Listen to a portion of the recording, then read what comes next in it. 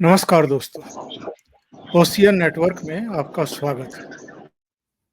आज हम बात करेंगे जो नया विवाद शुरू किया गया है। जिस दिन नतीजे आए थे 4 जून को, उस दिन तो किसी को ईवीएम पर कोई शक नहीं था, कोई संदेह नहीं था, कोई सवाल भी खड़े नहीं किए गए थे। बल्कि हमें याद है मल्लिकार्जुन खड़गे, सोनिया गांधी, प्रियंका वाड्रा और राहुल गांधी इस तरह से नजर आए थे, वी शेव बनाते हुए, यानी विक्ट्री का साइन बनाते हुए, क्योंकि उनकी सीटों की संख्या 2024 के लोकसभा चुनाव में सीधे 52 से बढ़कर के 99 पर पहुंच गई थी। अब 16 जून को अचानक ऐसा क्या हुआ कि राहुल गांधी ईवीएम को ब्लैक बॉक्स बता रहे हैं और इसके अलावा उनका जो पूरा इकोसिस्टम है, और उस इकोसिस्टम में भी विनोद कापड़ी से लेकर के रवीश कुमार तक और तमाम लोग अब ईवीएम पर सवाल खड़े कर रहे हैं। मुंबई के एक अखबार में कोई खबर छप गई, उस खबर की कटिंग लेकर के तमाम तरह का हल्ला काटा जा रहा है। और जो तेवर हमें राहुल गांधी के, उनकी प्रवक्ताओं के और दूसरे लोगों के दिखाई दे रहे हैं, अखिलेश यादव का बयान आ गया है उसको, इससे लग ये रहा है कि एक बार फिर ईवीएम के नाम पर कोई बड़ी साजिश रची जा रही है। और कहीं ये साजिश कोई बहुत बड़ी तो नहीं है, और मैं ये इस किस लिए कह रहा हूं, इस पर भी हम आएंगे। मेरे साथ सीधे प्रयागराज से अनुपम मिश्रा जी जुड़ गए हैं। अनुपम जी, बहुत स्वागत है आपका। नमस्कार। अनुपम जी, जो ताजा विवाद शुरू किया गया है, इसकी वजह क्या मानते हैं और इसका कारण, इसकी जड़ों में कुछ है क्या? कोई नए तथ्य हैं क्या?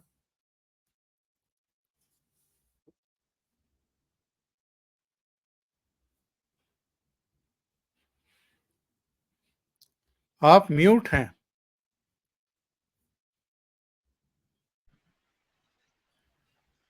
हाँ, सॉरी। एक्चुअली एलॉन मस्क ने एक ट्वीट किया कि साहब ईवीएम हैक हो सकती है, और ये उन्होंने अमेरिका के लिहाज से किया।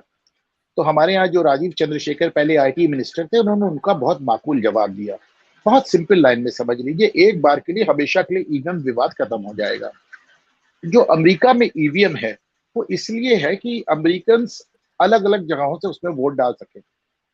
इसकी वजह से वो इंटरनेट से कनेक्टेड है। अब जब इंटरनेट पे कोई चीज कनेक्टेड होगी तो जाहिर सी बात है उसमें साइबर अटैक होते हैं, आपको मालूम है। साइबर अटैक होगा, कोई चीज हैक हो जाती, कोई नहीं हैक होती। कभी कभी आपने देखा पेंटागन जैसी व्यवस्था भी हैक हो जाती है। बड़ी बड़ी सिक्योरिटी जो फर्म्स होती है वो भी हैक हो जाती है। इसके लिहाज से एलॉन मस्क ने कहा, एलॉन मस्क का बात थी इंटरनेट से जुड़े हुए अमेरिकन ईवीएम पे। हमारा जो ईवीएम है वो किसी नेटवर्क से जुड़ा नहीं है। उसको इस तरह समझे, जो मैंने ट्वीट किया है, मैंने ट्वीट किया है कि साहब ये आपकी मेज पर रखे हुए एक कैलकुलेटर, आपके दफ्तर में रखे एक पुराने टाइपराइटर के समान। इसमें अगर आपको कुछ करना है तो इसे आपको अपनी उंगली से अपने हाथ से छूना होगा, क्योंकि आपका जो कैलकुलेटर है, जो आपका टाइपराइटर है, वो आपके कंप्यूटर की तरह नहीं, उसका कहीं कनेक्शन नहीं है। अगर आपको टाइपराइटर में कुछ टाइप करना है, सही गलत उल्टा सीधा, तो आपको अपनी उंगलियां उस पर चलानी होंगी। अगर आपको अपने कैलकुलेटर पे कुछ करना है तो आपको अपनी उंगलियां उस पर चलानी होंगी। ये इस तरह की चीज है, ये कहीं बाहर से, इसमें कोई कनेक्शन नहीं, कोई कनेक्शन नहीं। तो बात वो कर रहे थे अमेरिका की, राजीव चंद्रशेखर ने उनको माकूल जवाब भी दे दिया, बात खत्म हो गई। लेकिन अखिलेश यादव से लेकर राहुल गांधी तक को एक मुद्दा मिल गया, तो फिर ये साहब ईवीएम ईवीएम चिल्लाने लगे। अभी ईवीएम चिल्ला के ये बता रहे हैं कि साहब ईवीएम नहीं होती तो हम 300 सीट अकेले ले आए होते। अब इसका, इस पागल जैसी बातों का मतलब, पागल तो क्या, मैं क्या बोलूं इसका, इसका मैं क्या जवाब दूं, मेरी समझ नहीं आता। अच्छा देखें, ये टेक्नोलॉजी है। आप अमेरिका के चुनाव से इसका, अ, अमेरिका की जो कुल जनसंख्या है उसका 3 गुना हमारा वोटर है। फिर से सुन लें, अमेरिका की जो कुल जनसंख्या है उसका 3 गुना हमारा वोटर है। तो आप क्या कोई कंपैरिजन एप्पल्स एंड ऑरेंजेस, कोई कंपैरिजन हो नहीं सकता। लेकिन ठीक है, कह रहे हैं। अच्छा देखें, क्या इसलिए रहे हैं कि वो अभी तक ये नहीं बता पाए हैं कि वो इस्तीफा वायनाड से देंगे कि रायबरेली से। वो अभी तक ये नहीं बता पाए कि कौन सी सीट वो रखेंगे। वो अभी तक ये नहीं बता पाए कि जहां से वो इस्तीफा देंगे वहां से प्रियंका गांधी लड़ेंगी या कोई और लड़ेगा। वो अभी तक कह रहे हैं कि प्रियंका गांधी लड़ी होती तो मोदी हार जाते, लेकिन प्रियंका गांधी को लड़ाने के लिए वो तैयार नहीं कर पाए हैं। वो अभी तक ये नहीं बता पाए हैं कि वो नेता विपक्ष का पद जिसके लिए वो 10 साल तक छाती पीट रहे थे, वो नेता विपक्ष का पद आज जब विपक्ष उनको ऑफर कर रहा है तो उसको लेंगे कि नहीं लेंगे, वो ये भी नहीं तय कर पाए। जो फैसले उन्हें करने हैं वो नहीं कर पा रहे। तो कभी जाके कहने लगते हैं केरल में कि अगर नरेंद्र मोदी अमित शाह आ गए तुमको डोसा और इडली सांभर नहीं खाने देंगे, तुमको तमिल नहीं बोलने देंगे, तुमको मलयालम नहीं बोलने देंगे, तुमको दाल चावल खिलाएंगे।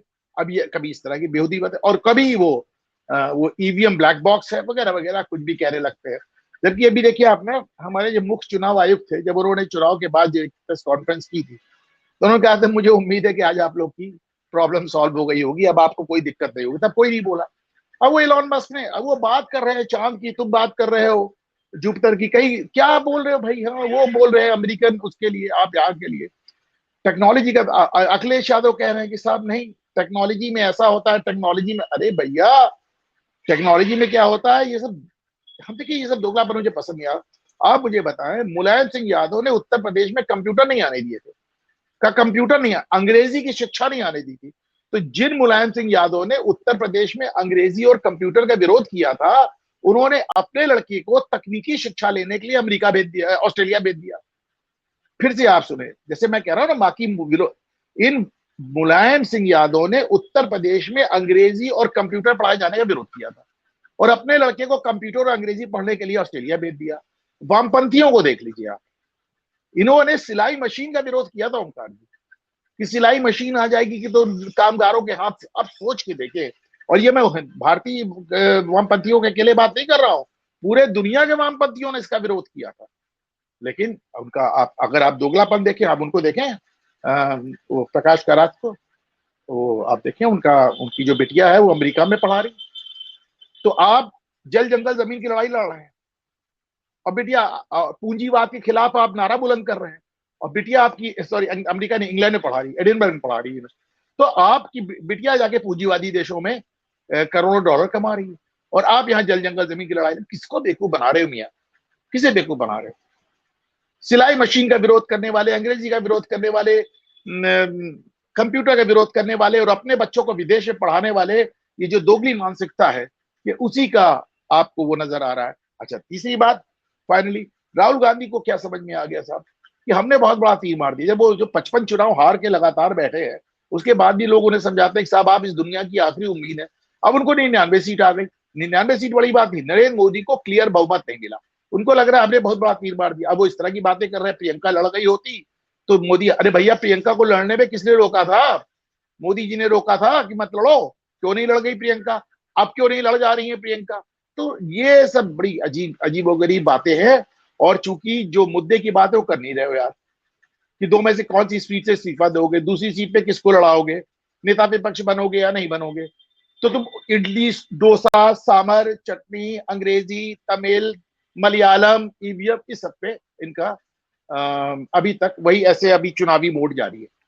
ओंकार जी, मैंने इसलिए इस पूरे मामले को जिस तरीके से ये लोग उठा रहे हैं, ब्लैक बॉक्स बता रहे हैं, इसलिए बहुत गंभीर बताया है, और कहीं कोई बड़ी साजिश तो नहीं रच रहे हैं, इसलिए क्योंकि मुंबई के अखबार में एक ये खबर छपती है जिस पर तमाम तरह के मतलब सवाल खड़े करते हुए ये तक कह दिया गया कि साहब एक ओटीपी आया, और ये देखिए रवीश कुमार ने क्या लिखा है, उसी इसके लिए कटिंग पर। रवीश कुमार के खिलाफ मुकदमा होना चाहिए इसको शेयर करने के लिए।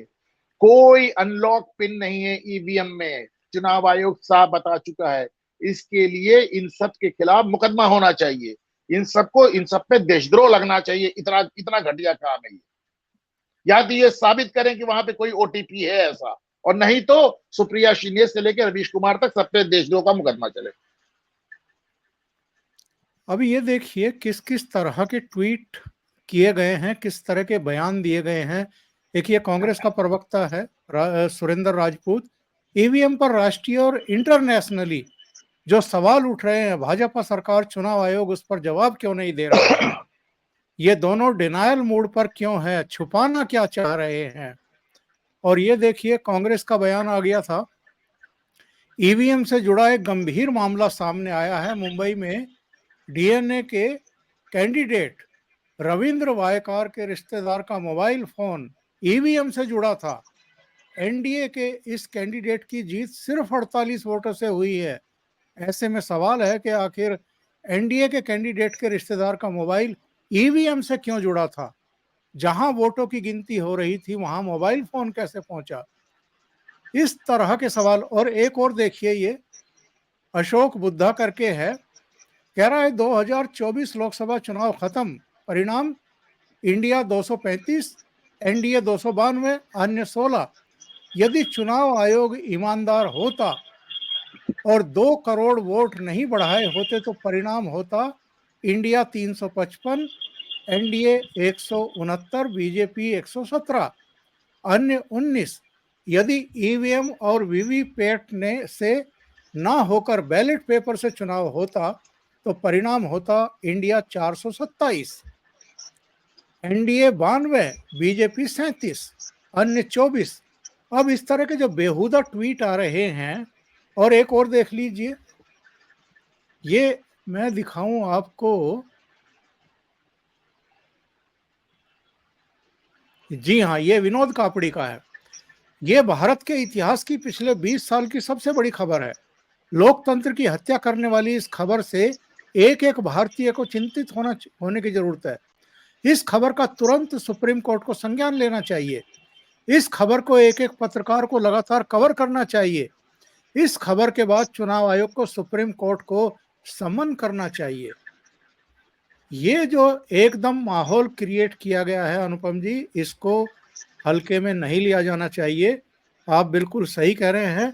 इन सब के खिलाफ मुकदमे कायम होने चाहिए, इनको गिरफ्तार किया जाना चाहिए। नहीं देखिए, मैं पहले बता दूं मामला क्या है, पहले इसको आप समझ लें मामला क्या है। मतलब ये इतना ज्यादा एक मैं बड़ा मुझे समझ नहीं आता कि समझे ईवीएम को लेके नहीं मामला। जो आर्टिकल दिखाया गया है, जो आर्टिकल छपा है टाइम्स ऑफ इंडिया में, उस आर्टिकल में लिखा है, उस आर्टिकल में लिखा है कि ईवीएम के बारे में बात नहीं हो रही है, बात हो रही है ईटीपीबीएस, यानी electronically transmitted postal ballot system. ये पोस्टल बैलेट सिस्टम का है, उसकी एटीएम की। अरे बाप रे! लेकिन उन्होंने हेडिंग गलत दी, अखबार ने हेडिंग गलत दी। दिक्कत आई जब राजदीप सरदेसाई जैसे बड़ा पत्रकार ने इसको शेयर कर दिया। राजदीप ने पूरा आर्टिकल पढ़ा भी नहीं। इसका मतलब देखिए, राजदीप ने, मैं आपको आर्टिकल पढ़ के सुनाता हूं। मतलब ये लिख रहा है, police found an electronically transmitted postal ballot system for service voter which is also used after using EVM machines to unlock the postal ballot system. Gaurav used his mobile number करके कोई मोबाइल फोन है। They are talking about postal ballot. आप उसको EVM से कैसे जोड़ दिया? राजदीप जैसे पत्रकार ने बिना आर्टिकल पढ़े उसको शेयर कर दिया। आप सोचें, बिना आपने आर्टिकल पढ़े उसको शेयर कर दिया। आर्टिकल पढ़ें, ये आर्टिकल आप इसका लिंक दें अपने उसमें वीडियो में, लोगों को दिखाएं ये आर्टिकल क्या है। लेकिन आर्टिकल की भी गलती है। उन्होंने देखिए अंदर तो पोस्टल बैलेट की बात की है, अंदर पोस्टल बैलेट की बात की है, लेकिन इन्होंने हेडिंग दे दिया ईवीएम की, हेडिंग दे दिया इन्होंने ईवीएम की। ये देखिए, अनलॉक्स ईवीएम। अब आप सोचिए, अब ऐसा होता है आर्टिकल किसी और ने लिखा, अब कोई मेज पे, जो आप डेस्क समझते हैं, बहुत दर्शक डेस्क नहीं समझते होंगे, पुराने प्रिंट उसमें जो होता था, डेस्क पे कोई सब एडिटर बैठा है, उसने हेडिंग दूसरी दे दी, उसने हेडिंग दे दी ईवीएम की। आर्टिकल है पोस्टल बैलेट के बारे में, उसने हेडिंग दे दिया ईवीएम की। अब बताएं इसे क्या किया जाए? अभी देखिए, सुप्रिया शिहत वगैरह तो उनको तो कुछ कहना ही बेकार है। आप जरा इनका भी देख लीजिए। मुंबई की उत्तर पश्चिम सीट पर एनडीए प्रत्याशी रविंद्र वायकर सिर्फ 48 वोटों से जीते।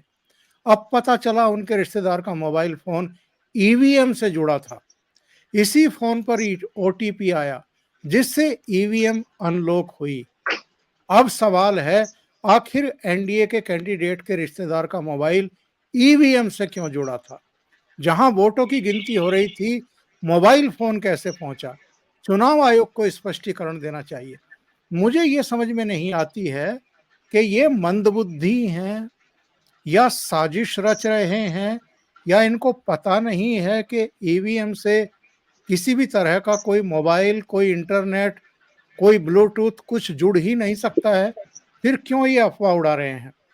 ये चुनाव आयोग की तरफ से स्पष्ट किया गया और ये कहा गया इसमें कि ईवीएम की फर्जी खबर छापने वाले पत्रकार को चुनाव आयोग ने खबर छापने से पहले बताया था ओटीपी से नहीं खुलती ईवीएम, फिर भी उसने अपना एजेंडा लागू करने के लिए फर्जी खबरें छापी।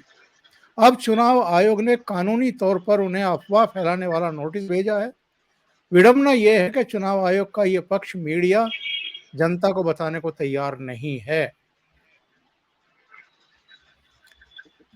कांग्रेस जानबूझ करके इस मामले देखिए में साहब, ये अफवाह। सब ऐसे नहीं चलेगा, ऐसे नहीं चलेगा।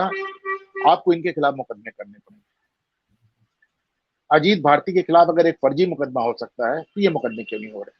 आपको इनके खिलाफ मुकदमा करना होगा। आपको कोर्ट से कहना होगा कि इसको तेजी से हैंडल करे, और ये पूरे देश की लोकतांत्रिक व्यवस्था को डैमेज करने का एक षड्यंत्र है। डेमोक्रेसी से ही आपको बता रहे हैं कि विश्वास उठा देने का एक षड्यंत्र है।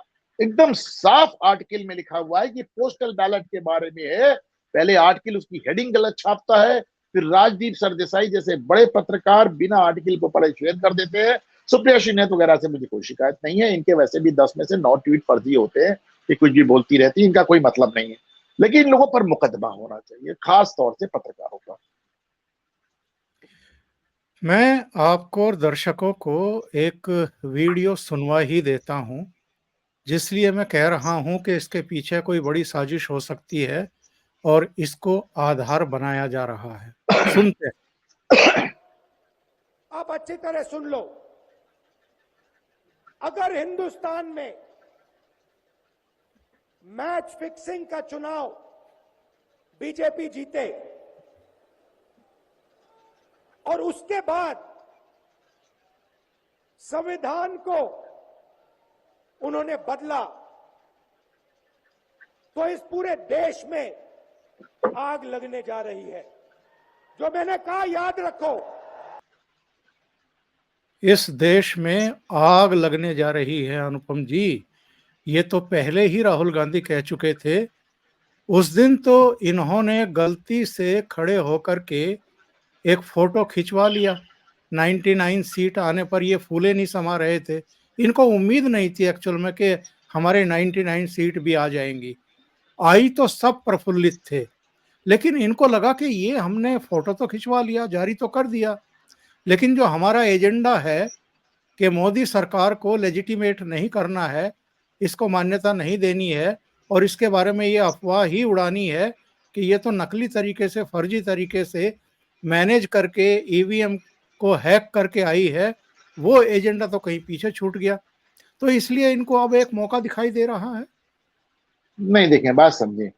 पहले जब चुनावी रिजल्ट आए तो इतना अति उत्साह में देने लग रहा था कि बड़ी बड़ी बातें कि सरकार हम बनाएंगे, सरकार हम बनाएंगे, मोदी हार गया, फिर ये मोदी प्रधानमंत्री नहीं होगा, कोई और हो जाएगा, ये एनडीए के सरकार है, फिर ये कि अच्छा मोदी होगा तो बड़ा ही मजबूत प्रधानमंत्री होगा। तो साहब वो सरकार भी आपकी नहीं बनी, सरकार भी भाजपा की बन गई, एनडीए की बन गई, मोदी प्रधानमंत्री भी हो गए, और पहली बार फिर ये होने लगा। देखिए मोदी अब 24 घंटे हो गए साहब, अभी तक इन्होंने पोर्टफोलियो डिस्ट्रीब्यूशन नहीं किया, अभी तक मंत्रालय नहीं बांट पाए। फिर इस तरह की बात है, मंत्रालय भी बढ़ गए। फिर ये हुआ कि नीतीश कुमार रेलवे मांग रहे हैं, नायडू फलाना विभाग मांग रहे हैं। अरे साहब टूट जाएगी। फिर साहब आपने देखा कि सारे विभाग भी भाजपा ने बड़े बड़े रख लिए, छोटे मोटे विभाग दूसरों को दे दिए। तो फिर ये हुआ कि नहीं साहब नाराज हैं साहब नायडू और नीतीश कुमार। तो नायडू और नीतीश कुमार दोनों ने पैर भी छू लिए मोदी के। अब क्या करें साहब? तो जितनी बातें कहते जा रहे सब गलत होती जा रही। तो फिर घूमकर पूरा सर्किल लेकर 360 डिग्री आप वापस आ गए ईवीएम पे। ईवीएम नहीं होती तो हम विपक्ष में नहीं होते। अब ये घटियापन की एक पराकाष्ठा है कि प्रधानमंत्री नरेंद्र मोदी के शपथ ग्रहण समारोह को टोटल सबने बाइकआउट किया। ये घटियापन की पराकाष्ठा है। बार बार याद दिलाता हूं कि केवल 105 सीट लेके तुम आए थे, पर जब तुम्हारा प्रधानमंत्री मनमोहन सिंह बनने गए तो अटल बिहारी वाजपेयी गुलदस्ता लेके पहुंचे। ये घटियापन की पराकाष्ठा है। क्या कहीं कोई पेशबंदी है? नरेंद्र मोदी ने कहा था कि नतीजे आने के बाद, सरकार बनने के बाद अगले 6 महीने तक बड़े-बड़े राजनीतिक भूचाल आएंगे देश में। कहीं नहीं इनको नहीं, लग बिल्कुल रहा है? बिल्कुल बिल्कुल बिल्कुल 100%। मैं आपकी बात से पूरी तरह सहमत हूँ ओंकार जी। इन्हें मालूम है कि सबके खिलाफ कार्रवाई होगी, इसको लेके सब परेशान है। तो ये है कि मोदी सरकार को इतना बैकफुट पे डाल दो, इतना दबाव पे डाल दो, ये कह दो कि अव्वल तो तुम्हें जनमत ही नहीं, और जो जनमत है वो भी बेईमानी का है, फ्रॉड का है। तो अभी अभी क्या, अभी देखिए विदेशी सारे अखबार इस पे सुर मिलाने लगेंगे। जो विदेशी अखबार इंदिरा गांधी के जेल जाने पे कुछ नहीं बोले, जो विदेशी अखबार कम से कम 35-40 मुख्यमंत्रियों के जेल जाने पे कुछ नहीं बोले, वो विदेशी अखबार केजरीवाल के जेल जाने पे उन्होंने भारत से लोकतंत्र समाप्त कर दिया। ये तो आपको एकदम साफ साफ नजर आ रहा है ना। केजरीवाल के ठीक पहले हेमंत सोरेन गिरफ्तार हुए, कोई विदेशी अखबार नहीं बोला, लेकिन केजरीवाल के जाते ही आपने देखा संयुक्त राष्ट्र ने भी चिंता जाहिर कर दी। बाकी छोड़े आप, संयुक्त राष्ट्र तक सोचिए इनके हाथ कितने लंबे हैं ओंकार जी, कि संयुक्त राष्ट्र चिंता जाहिर कर, अमेरिका, ब्रिटेन, कनाडा सब चिंता जाहिर करने लगे साहब, पूरा यूरोपियन यूनियन चिंता जाहिर करने लगा, संयुक्त राष्ट्र चिंता जाहिर करने लगा। तो भाई आप मान के चलें कि अभी जब कार्रवाई शुरू होगी, तो आपने देखा है कि वो लालू यादव वाले एक मामले में चार्जशीट फाइल हो गई है। तो आप अभी जब ये कार्रवाई शुरू होगी, अब मोदी इतनी तो अपनी बात रखेंगे ही, उन्होंने कहा सब पे कार्रवाई करूंगा, छोड़ूंगा किसी को नहीं। जब ये बात होगी तो फिर वो सारे सीना पीट पीट के यहाँ से अंदर से भी रोना पीटना होगा और बाहर से भी होगा। बाहर के पत्रकार से लेके, बाहर की विदेशी सरकारों से लेकर संयुक्त राष्ट्र तक आप ये रोना पीटना देखेंगे। और इसको आप कोरिलेट करके चलते हैं। एक तरफ नरेंद्र मोदी का शपथ समारोह चल रहा था प्रेसिडेंट हाउस के प्रांगण में, और दूसरी तरफ एक हिंदू यात्रियों की बस को टारगेट किया जा रहा था जम्मू कश्मीर में, और लगातार 3 दिन तक, फिर कठुआ में, फिर डोडा में, 3 दिन तक लगातार वहां पर आतंकवादी वारदातें की गई। देखिए वो चाहते थे इस वारदात को थोड़ा पहले भी कर सकते थे, पर उनको समझ में आया कि चुनाव के दौरान या चुनाव के पहले अगर कोई वारदात हुई तो फिर वो पुलवामा की तरह कहीं ना कहीं भारतीय जनता पार्टी को फायदा पहुंचाएगी। तो इसलिए पहले चुनाव हो गया, नतीजे आ गए, और फिर भी देखा गया कि शायद मोदी की सरकार ना बने। और उसके बाद भी जब मोदी की सरकार बनने लगी तो उनको सरकार बनाते समय, शपथ लेते समय आतंकवादियों द्वारा सलामी दी गई। और ये आप देखिए हर जगह हुआ। आपने लगातार 3 वारदातें वहां हुई, आपने मणिपुर में हमला देखा, आपने अभी वहां पे देखा कि किस तरह एक जैन समुदाय का आपने एक मंदिर को टूटते हुए देखा आपने। मतलब कुल मिलाकर पूरे देश में कुछ ना कुछ शुरू। अभी आपने मेढक में देखा गौ हत्या और गौ तस्करी को लेकर बवाल बचा हुआ है, और ये कहीं ना आपको आपको पलट के पहले हमला कर रहे हैं वो। आपने देखा अजीत भारती जैसे लोगों के खिलाफ मुकदमा दर्ज होना शुरू हो गया। तो हक देखिए, एक बात तो आप माने, भारतीय जनता पार्टी से जिस 56 इंच के सीने की उम्मीद थी वो पूरी नहीं, वो नहीं हुई। मैं कहता हूं, किसी को अच्छा लगे किसी को बुरा लगे, मैं कहता हूं नहीं हुई। आपने उत्तर प्रदेश में मस्जिद गिराई, उन्होंने आपके राजस्थान और मध्य प्रदेश में भी सरकार डिसमिस कर दी, और आप आज तक बंगाल को कुछ नहीं कर पा रहे, जबकि वहां का गवर्नर चिल्ला चिल्ला के कह रहे हैं, एक नहीं दो गवर्नर चिल्ला कह रहे हैं कि साहब यहाँ आप, वहां की हाई कोर्ट्स कह रही हैं, गवर्नर कह रहे हैं, पब्लिक कह रहे हैं, लोग कह रहे हैं, मीडिया कह रहे हैं। और अभी तक हमने राष्ट्रपति शासन तो बहुत दूर की बात है ओंकार जी, हमने प्रधानमंत्री और गृह मंत्री या किसी सीनियर मंत्री के मुंह से एक धमकी भी नहीं सुनी, एक चेतावनी भी नहीं सुनी ममता सरकार के। तो जो सख्ती आपसे अपेक्षित है, जब भी दिल्ली में दंगा हुआ, कहीं हुआ, जब भी ये फार्म लॉज हुए, जो एजिटेशन हुए, CAA हुए, तो जिस तरह की, मैं अपनी व्यक्तिगत बात करता हूं कि जिस तरह की सख्ती मुझे इनसे अपेक्षित थी, वो सख्ती का मुझे अभाव नजर आया। और जो मोदी का समर्थक मीडिया माना जाता है, उसको धमकाने की कोशिशें इनकी तरफ से शुरू हुई हैं। पहले रजत शर्मा को टारगेट किया गया, अब पहले अजीत रजत, फिर भारती। अजीत। आप भूल रहे हैं, अखिलेश यादव ने कहा था मीडिया ठीक कर देगी, राहुल गांधी ने कहा था, सुप्रिया श्रीनेत ने कहा था, प्रियंका चतुर्वेदी ने कहा था, सबके टारगेट में मीडिया रही है। इन सब ने वादा किया था कि हम मीडिया ठीक कर देंगे। राहुल गांधी ने तो बाकायदा एक मीडिया के पत्रकार को अपनी रोड शो में पिटवा दिया था, आपको याद होगा। अखिलेश यादव ने कहा था कि तुमको दूसरे तरीके से ठीक कर देंगे, उन्होंने तो तलवार निकाल के मीडिया पत्रकारों की गर्दन तक उड़ाने की बात कही। प्रियंका चतुर्वेदी की बात आपने सुनी, सुप्रिया श्रीनेत की, पवन खेड़ा की बात आपने सुनी, तो बहुत पहले से वो कह रहे थे मीडिया ठीक करना है। उन्होंने तो मीडिया का बहिष्कार भी किया था। नहीं, राहुल गांधी ने किस किस तरह की बातें कही थी, चमचे और चमचियां और पता नहीं क्या क्या जो है। साहब चमचा चमची छोड़िए, उन्होंने तो पत्रकार को पिटवा दिया था अपने रोड शो में, और जबकि वो पत्रकार भी कहते वो अगला पिछला कह के पिटवाया, बाद में चला वो पत्रकार यादव था। और जो इनकी बीट कवर करती है, कांग्रेस पार्टी को कवर करती है, मौसमी, उसको कहा था कि एक बीजेपी का जो है वो लगा लो अपने सीने पर, जिस तरह का ये वो फूल का देखिए राहुल निशान। गांधी का घमंड है, उन्होंने मौसमी को ये कह के बेइज्जत किया। कुछ दिन पहले आपको याद होगा, पिछले साल उन्होंने राजदीप सरदेसाई को कहा था कि तुम मेरे प्रवक्ता बन के क्यों घूम रहे हो। इसी तरह ओपन प्रेस कॉन्फ्रेंस में कहा था। तो राजदीप का बड़प्पन है कि उसके बाद भी वो बने रहते हैं उनके अनऑफिशियल प्रवक्ता। लेकिन तो खुल के कहा था, Rajiv stop acting as my spokesperson. क्या लगता है आपको, ये जो पेशबंदी की जा रही है, जिस तरह का वातावरण बनाया जा रहा है मोदी सरकार के खिलाफ, मोदी जी के खिलाफ, ये लोग चूंकि कई मसलों को लेकर, एक मसले को लेकर के तो प्रेस कॉन्फ्रेंस भी कर चुके हैं कि मोदी जी ने और अमित शाह ने 2 मिनट एक ऐसा हाइप क्रिएट कर दिया था कि शेयर मार्केट कहीं का कहीं पहुंच गया और उसके बाद धड़ाम से नीचे गिरा। ये पूरी साजिश थी, पूरा और स्कैम था। शेयर मार्केट उसके भी आगे बढ़ गया, जहां तक पहुंचा था जी, उससे भी आगे बढ़ गया। और तो सबसे ये बड़ी एक बात, इसमें सबसे ज्यादा फायदा राहुल गांधी को हुआ, जो ढेर सारे कमर्शियल शेयर लेके बैठे हैं। याद रखें, राहुल गांधी का जो उन्होंने अपना पोर्टफोलियो शो किया है, उसमें किसी पब्लिक सेक्टर अंडरटेकिंग का शेयर नहीं है। वो पीएसयू की बात करते हैं, पर किसी पीएसयू के, किसी बैंक के, स्टेट बैंक के शेयर नहीं है। उन्होंने सारे शेयर ये प्राइवेट कंपनीज के लिए रखे हैं, उसी में उनके पैसे बढ़ रहे हैं।